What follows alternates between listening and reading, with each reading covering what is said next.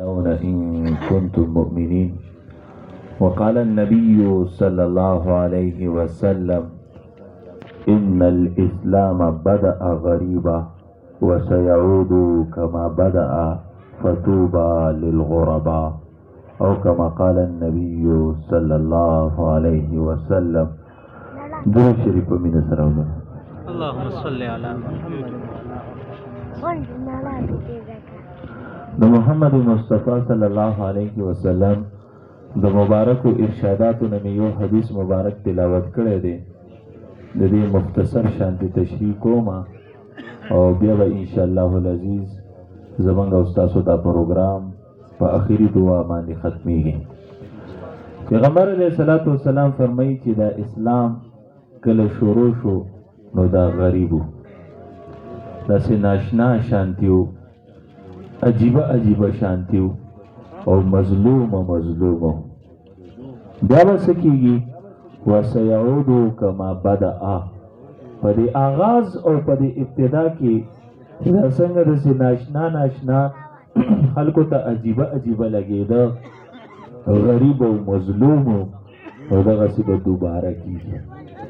فطوبى للغرباء، نو دغه ناشنا خلک چې عجیبه خلکو ته لګي وی د دې لپاره خوشبری ده. پیغمبر علیه الصلاۃ والسلام په دې مبارک حدیث کې د اسلام آغاز د هغې حالت هم ذکر کړی دی او د اسلام انتها د هغې د حالت تذکره هم کړې ده. پیغمبر علیه الصلاۃ والسلام باندې چې لومبۍ وحی نازل شوله نو دومره لویه ذمهداري وه، دومره عجیب ناره ورکړی شوې وه. پیغمبر علیه الصلاۃ والسلام مبارک بخاری شریف روایت کې دی چې بدن یې رچېده. حضرت خدیجة الکبرا رضی الله تعالی عنها ته راله، زما نه څه څادر کمبل تاو کوي او زه یریږم په ځان باندې چې زه به مړ شم. محدثین په بحث کوي چې په څه حیثیت سره فرمایي چې زه به مړ شم. ډېر اسباب ذکر کوي، یو خبر پکې دا ذکر کوي چې دا ما ته کوم کار حواله کړی شوی دی نو ټوله دنیا د دې کار مخالف ده، نو زه چې دا کار کوم نو دې کې به ما ته ډېر رکاوټونو پریشانۍ پیدا شي، زه به ژوندی پاتې شم او که نه. بیا پیغمبر علیه الصلاۃ والسلام ته د دعوت د عام کولو حکم وکړی شو، نو د خپل خاندان افراد یې راجمع کړه. هغه ابولهب چې فخر به په محمد مصطفی صلی الله علیه وسلم کو، داسې تره چې کومې وینځې ورله خوشبري ورکړې وه چې وراره دې پیدا شو، هغې په دې یو خبره ازاده کړې وه. نو د پیغمبر علیه الصلاۃ والسلام د مبارکې خولې نه چې د توحید ناره واورېدله نو هغه کاڼو ته لاس پرې ګزارې پرې وکړل. یو یتیم بچی چې د خپل تره نه دا جواب ویني او دا ردي عمل ویني نو په هغه باندې به څه تېرېږي. بیا زما محترمو دعوت عام شو او داسې غریب خلک، کمزوري خلک، غلامان خلک، اکثریت پکې د دیو په اسلام کې داخل شو. او چې د چا اسلام بخکاره کېده نو جسم او وجود به د وینو نه ډکېده، لکه د مچۍ به پې د مکې مکرمې سرداران راجمع کېدل، وخول او وقل او ټکول به ورسره کول. او دا ډېره عجیبه خبره ده چې ته یو نظام قایم کړې او تا سره د شمار یو څو مخلصه کسانی او سحر کې درته ویلی شي چې خدای به هغلته په سکروټو سملو او ماسپښین درته ویلی شي چې عمار یې په پړي کې وتړو او ماښام درته ووایي چې سمیه یې شهید کړله او ماسوتن درته ووایي چې د بلال چغې او سورې دي، نو ستا په زړه باندې به څه تېرېږي. پیغمبر علیه الصلاۃ والسلام د دای مرحلې او د دې تکلیف نه تېر شو. بیا دغه خلک چې پیغمبر علیه الصلاۃ والسلام ته به صادق او امین ویلې او دا د دې خلکو دپاره په صداقت او په امانت کې نمونه جوړه شوې وه، بیا به کېناستل. چا به ویل دا خو شاعري کوي، شاعر دی، چا به ویل دا کاهن دی، کهانت کوي، چا به ویل دا ساحر دی، سحر او جادو کوي. دا پروپیګنډه د انسان په زړه کې لکه د غشو په شانتې ننوځي چې ته د قوم سره مخلص یې او قوم په تا باندې الزامات لګوي، نو څومره درد او څومره تکلیف دی دې باندې د هغه سړی په خپله سوچو کې چې د دې مرحلو نه تېر شوي. بیا دا خلک راجمع شو او د پیغمبر علیه الصلاة والسلام خلاف اتفاق وکړو چې د دې کورنۍ سره سوشل بایکاټ کو، د دوی په مړو کې به نه شریک کېږو، د دوی په خوشحالو کې به نه شریک کېږو، دوی سره به روزګار نه کوو، دوی سره به تجارت نه کوو. یو وړوکی شانتې ګوټو د مکې مکرمې چې هغې ته به یې شاه ابي طالب ویل، په هغې کې دا کورنۍ او دا جماعت ته یې محصور کړه، ټولې دنیا ته مخ واړو، مخالفتونه یې شروع کړه او دا خلک د ونو په پاڼو او د بوټو په جوړو خوړلو باندې مجبوره شو. بیا هم په دې باندې کار ونه شو. بیا دا خلک راجمع شو، د هرې قبیلې نمایندې پکې کېنو او فیصله یې وکړه چې په دې تکو تورو تیارو کې الله موږ ته کومه ډیوه راکړې ده، دا ډیوه مړه کوو. د جهالت او د کفر په دغه تاریکو کې چې کوم نور طلوع شوی دی، دا نور پناه کوو او د محمد مصطفی صلی الله علیه وسلم د قتل فیصله یې وکړله چې چا شهید کو نو سل اوخان به ورکولی کېږي. سل اوخان په عربو کې داسې وو لکه سل قیمتي ګاډي، یا داسې وو لکه سل قیمتي روزګارونه او سل قیمتي دوکانونه. او یو ځای راجمع په دې شو چې دوی د چا نه بدله ونه اخلي. دا شپه هم په پیغمبر علیه الصلاة والسلام تېره شوه او دا وخت هم په صحابه کرامو باندې تېر شو. حالات دې ته راله چې په غار سور کې پناه واخیستله او زورورو طاقتور خلک راله او د غار په دروازه کې ودرېده او حضرت ابوبکر صدیق رضی الله تعالی عنہ فرمایل چې که دې سر یې ښکته کړو نو موږ ورته ښکارو.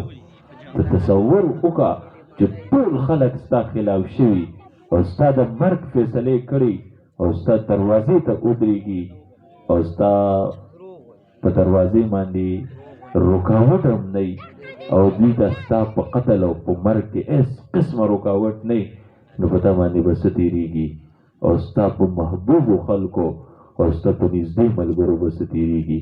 دا وخت هم په حضرت ابوبکر صدیق رضی الله تعالی عنہ او په محمد مصطفی صلی الله علیه وسلم تېر شو.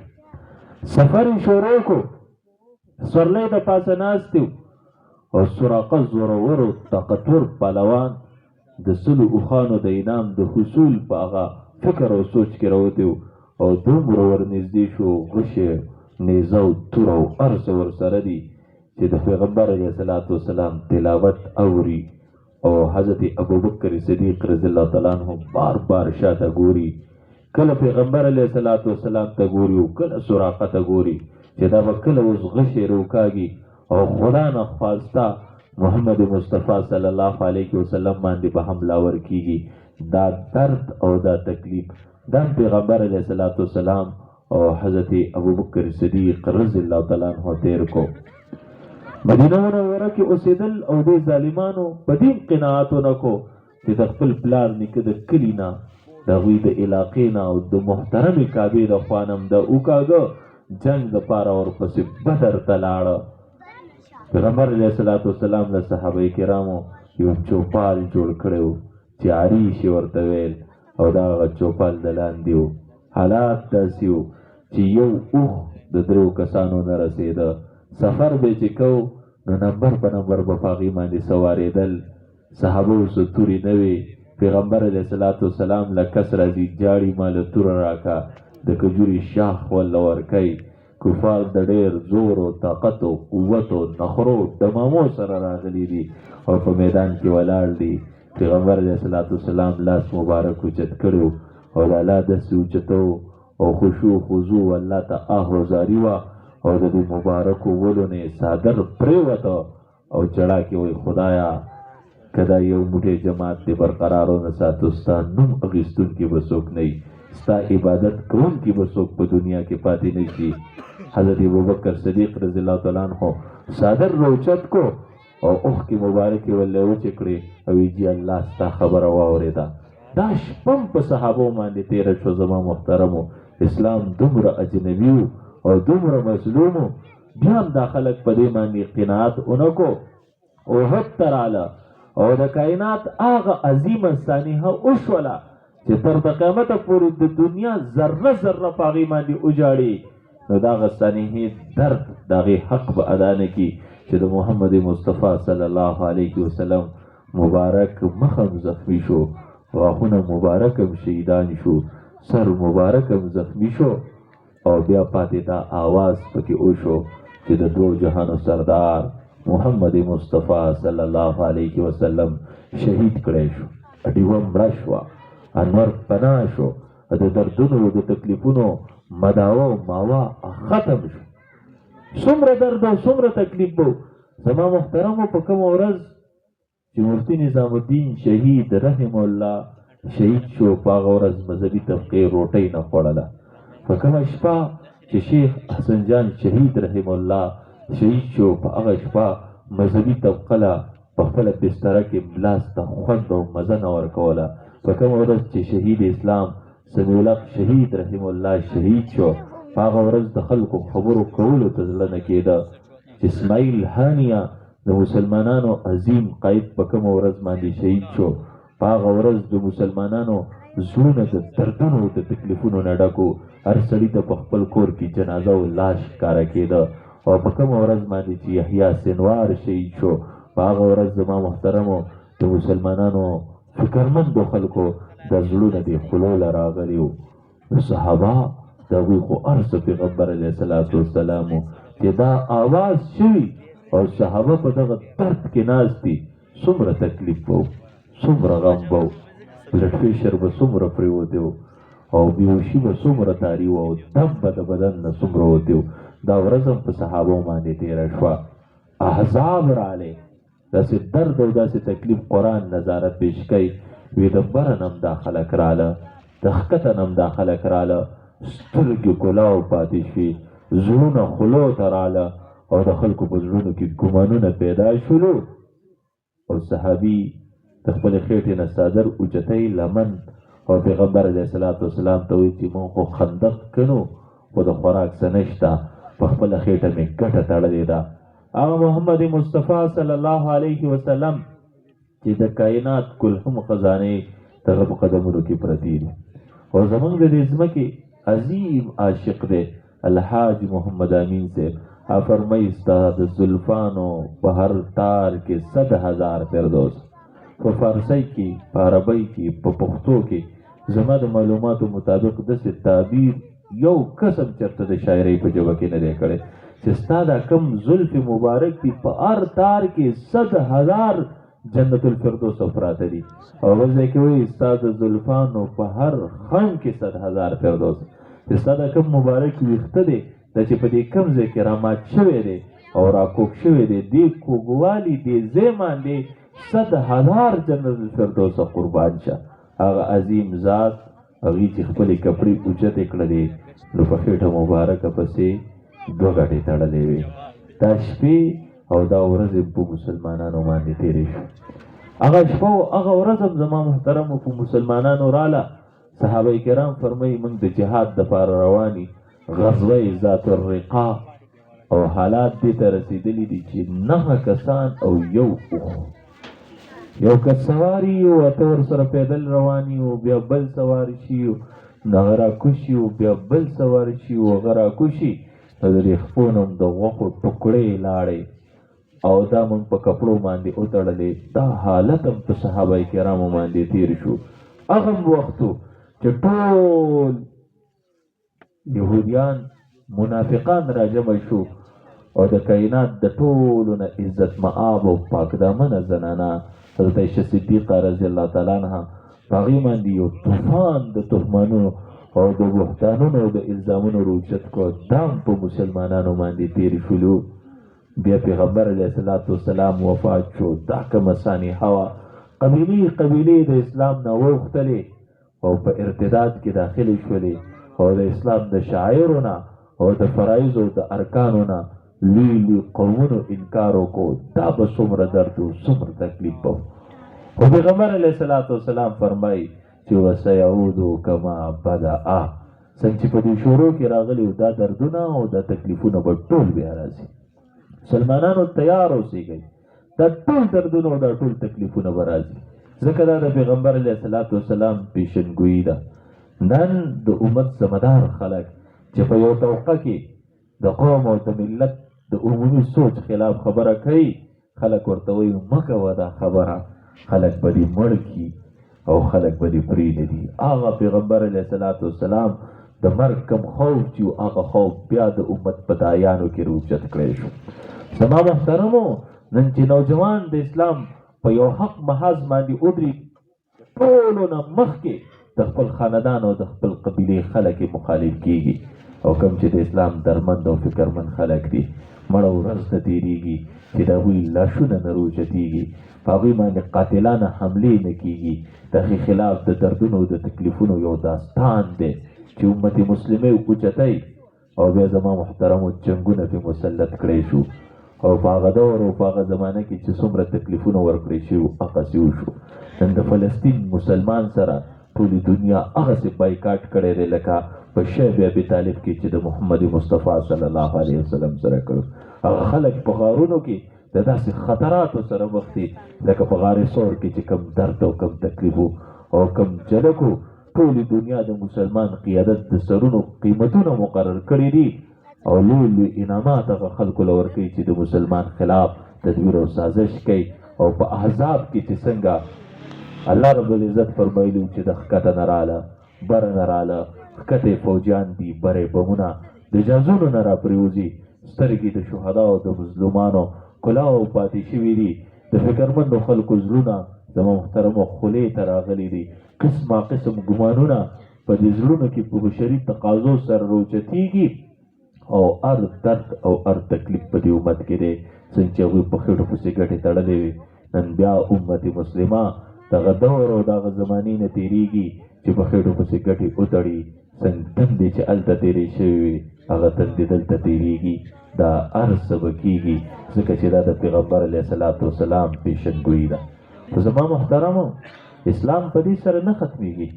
تتاریان چې کله بغداد ته داخل شولو، څلور ورځې مسلمانان منځونو ته نه وپرېښي، دومره مسلمانان یې قتل کړه چې د دجلې اوبه تکې سرې شولې. د دوی مقدس کتابونه راواخیستل او دجلې ته یې واردول، او د څو ورځو پورې د دجلې اوبه تکې تورې شولې. د سرونو د کپړو نه به مینارونه جوړول، او اسلام ختم نه شو. تاتاریان نشته او اسلام شته، چنګیز خان نشته او اسلام شته، هلاکوهان نشته او اسلام شته. زما محترمو، مسلمانان پرېوځي خو پرېوتي نه پاتې کېږي، دا الله بیا راوچتی. خو مسلمان مریض شي خو اسلام مړ کېږي نه. یهود بنئ او انشاءالله العزیز د فلسطین مسلمان بئ، اسرائیل بنئ او فلسطین بئ. د اسرائیل جنډه بنئ او د اسلام جنډه د فلسطین په کوټ کوټ باندې رپیږي او دا په هغې باندې خوځېږي. بس دا د الله یو نظام دی، لیمیز الخبیث من الطیب. الله وایي قرآن کې مسلمانان پرېږدم نه چې تر څو پورې مې پاک د ناپاکو نه جدا کړی دی. دا یو چڼ دی په دې وخت کې الله راغیستی، او په دې باندې ټوله دنیا چڼ کوي. او چې خبیث او طیب د یو بل نه جدا شي نو ازمایش او امتحان به ختم شي. هر سړی په یو طرز او په یو انداز کې د دې چڼ نه تېر کو. زمونږ د پاکستان مسلمانان دوه پیرې چڼ شو. خبره ختموم، اخري خبره کوم. زمونږ د پاکستان مسلمانان دوه پیرې چڼ کړی شو. یو ځل د فلسطین دا چڼې راواخیستو په مصنوعاتو کې چڼ کړ. څومره جهاد له خو نشئ تللی، میدان کې خو نشئ ودرېدی، سینې خو د فلسطیني بچي نه د هغې دپاره تاسو ډال نشئ جوړولی، نو کم از کم د یهودو مصنوعات خو پرېږدئ. فکرمندو خلکو پرېښودل او د چڼ نه لاندې ووتل، او بېکاره خلک د چڼ د پاسه ودرېدل. خپل کار نشي پرېښودی، روزګار نشي پرېښودی. هغه د کوکاکول او د پیپسي والا د هغې فرج د کور نه د خپل دکان نه نشي لر کولی.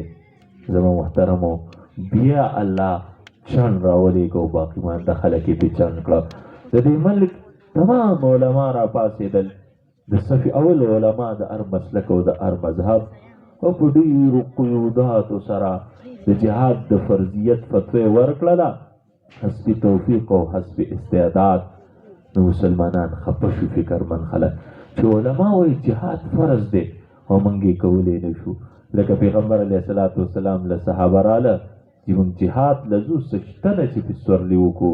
پیغمبر سلام وفرمایل ما سره هم څه نشته، چې تاسو پې سوار کړم. نو چې واپس شو نو د سترګو نه یې د اوښکو قطرې روانې شولې. خدایه دا څه کېږي؟ جهاد له تګ غواړي او تلی نه شو. نو فکرمند خلک هغه په ژړا سره مخ شو چې جهاد دور رالی او جهاد کولی نه شو. خدای بارډرې کولاو کې، سرحدات کولاو کې، اسباب مهیا کې. او منافق خلک بیا د چڼ د پاسه ودرېدل او د علماو په فتو پسې استهزاګانې جوړې کړې، ټوکې او مذاقونه ورپسې جوړ کړه. زما محترمو، حق به قایمي تر د قیامته، خو د فکر او د سوچ خبره دا ده چې موږ د چڼ نه ووتو که د چڼ د پاسه پاتې شو. د فکر او د سوچ خبره دا ده چې موږ د پاکو خلکو صف ته منتقل شو که د خبیثو خلکو په صف کې پاتې شو. د فکر او د سوچ خبره دا ده چې زه به خپله د حق په صف کې ودرېدم او که د حق په صف کې ونه درېدم. که په دې باندې موږ او تاسو فکر وکړو نو انشاءالله د دې مجمع مقصد به حاصل شي. وآخر دعوانا ان الحمد لله رب العالمين.